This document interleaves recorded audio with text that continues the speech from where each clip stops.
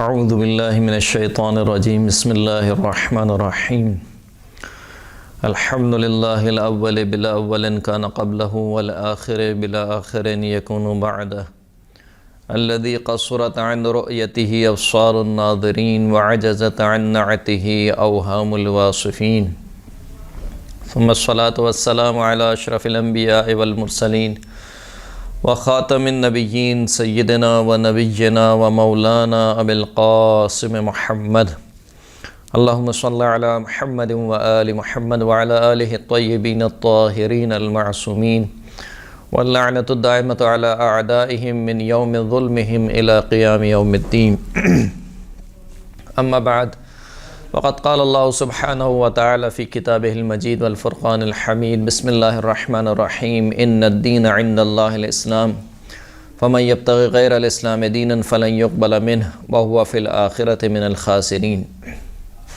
خداوند کریم قرآن مجید میں ارشاد فرماتا ہے کہ دین اللہ کے نزدیک فقط و فقط اسلام ہے، پس جو شخص بھی دین اسلام کے علاوہ کوئی اور دین اللہ کی بارگاہ میں لے کر آئے گا تو وہ دین اس سے ہرگز قبول نہیں کیا جائے گا، وہ من الخاسرین، اور ایسا ہی شخص در حقیقت خسارہ اٹھانے والا ہوگا۔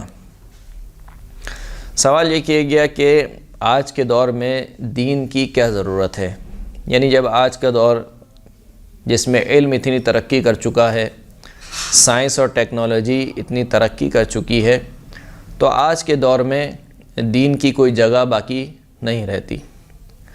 در حقیقت یہ وہ تھیوری ہے جو مغربی فلاسفر یا مغربی دانشمندوں نے پیش کی ہے۔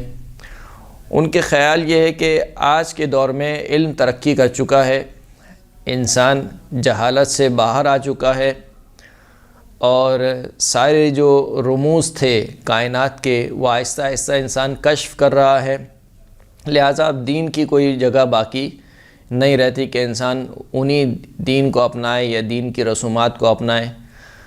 در حقیقت جن لوگوں نے یہ تھیوری پیش کی ہے وہ یہ سمجھتے ہیں کہ دین ایک انسان کے ذہن کی اختراع ہے، یا یوں کہہ لیں اگر بہت اچھا لفظ اس کے لیے میں استعمال کروں تو وہ یہ سمجھتے ہیں کہ دین ایک محض خرافات کا نام ہے، یعنی جس کا حقیقت سے کوئی تعلق نہیں ہے، فقط انسانی ذہن نے ایک چیز اختراع کر لی ہے دین کے نام پر، اور وہ دین کے نام پر کچھ رسوم اور رسومات انجام دیتے ہیں اور اس کو دین سمجھتے ہیں۔ تو یہ جو شخص ہیں، جو ایسے افراد ہیں جو دین کو اس تھیوری کے یا اس آئینے سے دیکھتے ہیں، وہ یہ سمجھتے ہیں کہ اب علم ترقی کر چکا ہے، لہٰذا اب ان خرافات کی کوئی جگہ باقی نہیں رہتی۔ در حقیقت ایسے افراد دین حقیقی اور دین غیر حقیقی کو آپس میں مخلوط کرتے ہیں۔ واقعاً وہ ادیان کہ جو محض اختراعات پر مبنی ہیں، جو انسانی اختراعات ہیں اور جن کا حقیقت سے کوئی تعلق نہیں ہے، وہ ایسے ہی ہیں اور اب ان کی کوئی جگہ باقی نہیں رہتی۔ لیکن جو دین حقیقی ہے، وہ دین جس کو اللہ نے انسان کی فطرت میں رکھ دیا ہے، وہ ایسا نہیں ہے، بلکہ اس کی ایک حقیقت ہے۔ وہ فقط انسان کے ذہن کی اختراع نہیں ہے کہ آپ کہیں کہ انسان نے اپنے ذہن سے ایک دین بنا لیا ہے، ایسا نہیں ہے، بلکہ کیونکہ خداوند کریم کہہ رہا ہے کہ فطرت اللہ التی فطر الناس علیہا، اللہ کی فطرت وہ ہے کہ جس پر اللہ نے لوگوں کو خلق فرمایا۔ گویا جب سے انسان ہے، دین اس کے خمیر میں ملا دیا گیا ہے، یعنی اب چاہے انسان کتنی ہی ترقی کیوں نہ کر لے، یہ ترقی اس کو دین سے بے نیاز نہیں کر سکتی۔ یہ علم بالخصوص جو دنیاوی علم ہے، یہ دنیاوی علم اس کو دین سے بے نیاز نہیں کر سکتا۔ دین بالکل ایسے ہی ہے جیسے انسان کہے کہ اب انسان نے بہت ترقی کر لی ہے، لہٰذا اب انسان کو بھوک کی ضرورت نہیں ہے۔ اب انسان نے بہت علم حاصل کر لیا ہے، لہٰذا اب انسان کو پیاس لگنے کی ضرورت نہیں ہے۔ تو چاہے کتنی بھی ترقی ہو جائے، چاہے سائنس کتنی ترقی کر لے، چاہے انسان کتنا ہی علم حاصل کیوں نہ کر لے، بھوک کا لگنا ایک فطری عمل ہے، پیاس کا لگنا ایک فطری عمل ہے۔ اگر انسان ہے تو اس کو بھوک بھی لگے گی، اس کو پیاس بھی لگے گی۔ بعین ہی اسی طریقے سے دین انسان کی فطرت میں رکھ دیا گیا ہے، انسان دین سے چھٹکارا حاصل نہیں کر سکتا، اس لیے کہ جو انسان بھی اس دنیا میں آ رہا ہے، بہرحال 3 سوال اس کے ذہن میں ہیں۔ اور ان 3 سوالوں کے جواب ہی دین کی ابتدا ہے۔ مولا کائنات امیر المؤمنین علی ابن ابی طالب علیہ الصلوۃ والسلام ارشاد فرماتے ہیں کہ رحم اللہ امرأً علم من عین و فی عین و الی عین، خدا اس بندے پر رحم کرے جو یہ جانتا ہو کہ کہاں سے آیا ہے، کہاں پر آیا ہے اور کہاں جائے گا۔ یہ 3 سوالات ہیں۔ اب یہ جو 3 سوالات ہیں، چاہے سائنس کتنی بھی ترقی کر لے، ان 3 سوالات کے جواب بہرحال انسان کو کھوجنے پڑیں گے، اور ہر آنے والا انسان ان 3 سوالات کے جوابات کھوج رہا ہے کہ میں کہاں سے آیا ہوں اور کس جگہ پر آیا ہوں اور اس کے بعد کیا ہوگا، کہاں جاؤں گا۔ یا تو انسان اس کے غلط جوابات حاصل کرے یا انسان اس کے صحیح جوابات حاصل کرے۔ جو جیسے جوابات حاصل کرے گا اس کا دین ویسا ہی ہوگا۔ جس نے یہ سوچ لیا کہ ہم مثال کے طور پر اس دنیا میں آئے ہیں، 4 دن کی زندگی گزاریں گے، اس کے بعد مر کھپ جائیں گے جس طریقے سے جانور آتے ہیں، تو یہ جو ایک نظریہ ہے، تھیوری ہے، بہرحال ایک تھیوری ہے، قرآن مجید نے اس کو بیان کیا ہے کہ جو کفار و مشرکین ہیں وہ کہتے ہیں کہ ان ہی الا حیاتنا الدنیا، کچھ نہیں ہے مگر یہ کہ یہی ہماری دنیاوی زندگی ہے، اس کے بعد ہم مر کھپ جائیں گے جس طریقے سے جانور مر جاتا ہے، اب آگے کوئی زندگی نہیں ہے ہماری۔ ایک تھیوری یہ، تو جو اس تھیوری کے تحت چلتا ہے، یہ تھیوری اس کی زندگی پر اثر انداز ہوتی ہے۔ جو سمجھتا ہے کہ یہی زندگی ہے، اس کے علاوہ اور کوئی زندگی نہیں ہے، تو پھر اس کے اثرات اس کی زندگی میں نظر آتے ہیں کہ وہ عیش و عشرت کی زندگی گزارتا ہے، وہ سمجھتا ہے کہ بس یہی زندگی ہے، اب اس کے بعد مجھے کہیں نہیں جانا، میرا کوئی حساب و کتاب نہیں ہونا، تو وہ لاؤبالی پن کی زندگی گزارتا ہے۔ لیکن جو قرآن نے، جو اسلام نے تھیوری دی ہے کہ دیکھو تم اس کائنات میں آئے ہو لیکن ایک محدود مدت کے لیے آئے ہو، اس کے بعد کی جو تمہاری زندگی ہے وہ اصل زندگی ہے کہ جس کو فنا نہیں ہے، جہاں پہ تم ہمیشہ ہمیشہ رہنے والے ہو، اس زندگی کے لیے اسی زندگی سے تمہیں سرمایہ حاصل کرنا ہے۔ تو اس تھیوری کے تحت جو انسان زندگی گزارتا ہے اس کی زندگی بالکل مختلف ہوتی ہے۔ اس کی زندگی لاؤبالی پن کی زندگی نہیں ہوتی، اس کی زندگی ذمہ دارانہ زندگی ہوتی ہے۔ تو بہرحال علم جتنا ہی ترقی کیوں نہ کر لے، یہ اس بات میں معنی نہیں ہو سکتا کہ انسان دین سے بے نیاز ہو جائے، بلکہ در حقیقت دین اس بات کی تعریف کرتا ہے، ستائش کرتا ہے کہ انسان علم حاصل کرے تاکہ اس علم کے ذریعے سے مزید دینی امور میں معرفت حاصل کرے۔ یعنی علم کو اسلام نے اور دین نے بہت اہمیت دی ہے۔ علم کے بغیر کہا گیا کہ جاہل کی مثال کے طور پر 1000 رکعت نماز، عالم کا سو جانا اس سے بہتر ہے۔ یہ ساری احادیث جو علم کے باب میں آئی ہیں، کیوں آئی ہیں؟ تاکہ اسی علم کے ذریعے سے انسان دین کو سمجھ سکتا ہے، نہ یہ کہ اس علم کے ذریعے سے انسان دین سے بے نیاز ہو جائے۔ تو ہو ہی نہیں سکتا کہ یہ جو علم ہے، ایک تو یہ بھی دیکھنا پڑے گا کہ آپ کو کتنا علم دیا گیا ہے۔ ما اوتیتم من العلم الا قلیلا، تمہیں علم نہیں دیا گیا مگر بہت تھوڑا۔ یعنی آج اتنی ترقی ہو گئی ہے، اس کے باوجود آج بھی انسان خود اپنے نفس کو، یعنی اپنی جان کے بہت سے ایسے حصے ہیں کہ جس کے بارے میں انسان نہیں جانتا۔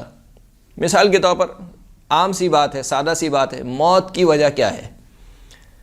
کیوں آتی ہے انسان کو موت؟ آج تک سائنس انسان کھوج رہا ہے کہ انسان کیوں مرتا ہے، لیکن بہرحال ممکن ہے کسی کے ذہن میں آئے کیونکہ مثال کے طور پر انسان کا جسم کا کوئی حصہ کام کرنا چھوڑ دیتا ہے، تو بھئی وہ کام کرنا کیوں چھوڑ دیتا ہے؟ ممکن ہے کوئی کہے کہ کیونکہ انسان بیمار ہو جاتا ہے۔ تو کیا تندرست لوگ نہیں مرتے ہیں؟ بہت سے ایسے لوگ ہیں جو ہٹے کٹے بیٹھے ہوئے ہیں، بیٹھے بٹھائے مر گئے، تو بھائی کیوں مر گئے؟ موت کیوں آ رہی ہے؟ آج تک اس کا جواب سائنس اور انسان کھوج رہا ہے، لیکن اس کے بعد فقط ایک ہی جواب ہے جو اسلام نے اور دین نے دیا ہے، وہ یہ کہ ہر ایک کی موت لکھی ہوئی ہے، جب اس کا وقت آ جاتا ہے تو اللہ اس کو موت دے دیتا ہے، اس کے علاوہ کوئی اس کا جواب نہیں ہے۔ تو آج تک اتنا علم ترقی کر جانے کے باوجود ابھی تک تو انسان خود اپنے آپ کو نہیں سمجھ پایا ہے، چاہے کہ آپ دوسری کائنات کی بات کریں، پوری کائنات کی بات کریں، زمین کی اور اس کے اوپر جتنے سیارات ہیں ان کی آپ بات کریں، اور سورج کی بات کریں، چاند کی بات کریں، وہ تو سب اپنی جگہ ہیں۔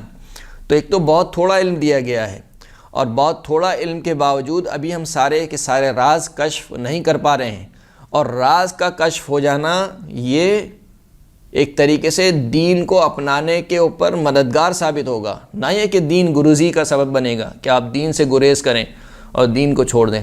تو دین انسان کی فطرت کا حصہ ہے۔ کسی بھی دور میں کسی بھی جگہ پر انسان کسی نہ کسی دین کو اپناتا ہے. یہی وجہ ہے کہ انسان کی پوری تاریخ دین سے جدا نہیں ہے. یعنی چاہے آپ حضرت آدم سے لے کر آج تک ہر دور میں دین رہا ہے.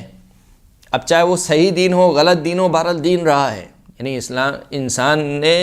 انسان کے اندر دین کی نیاز اور دین کی حاجت باقی رہی ہے، آج تک باقی ہے. اگر ایسا ہوتا تو مثال کے طور پر ممکن تھا کہ ایک دور میں دین بالکل روئے زمین سے ختم ہو جاتا، انسان سارے کے سارے انسان لا مذہب زندگی گزارتے. اور اس سے بڑھ کر جو شخص یہ کہہ رہا ہے کہ اب ہمیں کسی دین کی ضرورت نہیں ہے، یہ خود ایک دین ہے، جس کو خود قرآن مجید نے بیان کیا کہ ارأیت الذی من اتخذ الہہ ہواہ. آپ نے کیا اس شخص کو نہیں دیکھا کہ جس نے اپنا معبود اپنی ہوائے نفس کو بنا لیا ہے. یعنی جو شخص یہ کہہ رہا ہے کہ مجھے کسی دین کی ضرورت نہیں ہے، اس کا مطلب یہ ہے کہ میں کسی کے تحت تاثیر زندگی نہیں گزارنا چاہتا، نہ میرا کوئی خدا ہے نہ میرا کوئی رب ہے، میں اپنی مرضی کی زندگی گزارنا چاہتا ہوں جیسا میرا نفس چاہے. تو جیسا آپ کا نفس چاہے گویا یہ بھی ایک زندگی گزارنا. یعنی دین ہے کیا؟ دین در حقیقت زندگی گزارنے کا ایک مکمل دستور العمل ہے کہ آپ کو ایسی زندگی گزارنی ہے. جو شخص دین کو اپناتا ہے وہ دین کے تحت زندگی گزارتا ہے. جو کہتا ہے کہ نہیں کوئی دین نہیں ہے، اس کا مطلب ہے کہ وہ دوسرے دستور العمل پہ عمل پیرا ہے، جو بہرحال ایک دین ہے، چاہتے نہ چاہتے ہوئے ایک دین ہے، ایک طریقہ کار ہے، ایک دستور العمل ہے. تو پہلی بات یہ، دوسری بات یہ. تیسری بات یہ کہ علم چاہے جتنا ہی ترقی کیوں نہ کر جائے، جب تک علم کا ملاپ نہیں ہوگا تہذیب نفس کے ساتھ، علم انسان کی تباہی کا سبب بنے گا، علم انسان کی تعمیر کا سبب نہیں بنے گا. اس کی مثال ہمارے سامنے موجود ہے کہ انسان نے اتنی ترقی کی، علم میں اتنا آگے بڑھ گیا کہ ایٹم بم بنا لیا. اب ایٹم بم تو بنا لیا، لیکن ایٹم بم گرانا کس پہ ہے؟ معصوم لوگوں پر گرانا ہے، ایسے لوگوں پر کہ جہاں پر پوری انسانیت کی نسل کشی ہوئی. نہ صرف ان انسانوں کی جو اس وقت زندہ رہ رہے تھے، بلکہ ان کے بعد میں آنے والے انسان بھی مرتے رہے. تو آپ اس علم کو کیا نام دیں گے؟ یہ علم تباہی کا سبب ہے، یہ تعمیر کا سبب ہے. علم جب تک تہذیب نفس کے ساتھ نہیں ملے گا، جب تک نفس کی تربیت نہیں ہوگی، اس وقت تک علم انسان کے لیے فائدے کا سبب نہیں بنے گا. اسی لیے قرآن مجید نے ارشاد ہوا هو الذی بعث فی الامیین رسولا منہم یتلو علیہم آیاتہ ویزکیہم ویعلمہم الکتاب والحکمہ. خداوند کریم وہ ہے کہ جس نے امیین میں ایک رسول بھیجا جو ہماری آیات کی تلاوت کرتا ہے اور تزکیہ نفس کرتا ہے.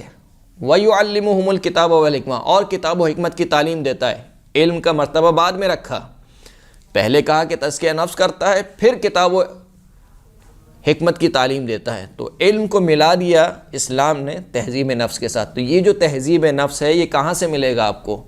یہ تہذیب نفس سوائے دین کے اور کہیں سے نہیں مل سکتا. تو انسان چاہے جتنا بھی ترقی کر لے، جتنا ہی علم کیوں نہ حاصل کر لے، یہ علم میں ترقی کرنا ہی اس کو مجبور کرے گا کہ وہ کسی دین کو اپنائے. ورنہ بغیر دین کے اگر انسان علم حاصل کرے تو وہ مہذب نہیں ہو سکتا، اور بغیر علم بغیر دین کے انسان سعادت کی منزل پر نہیں پہنچ سکتا. وآخر الدعوانا الحمدللہ رب العالمین.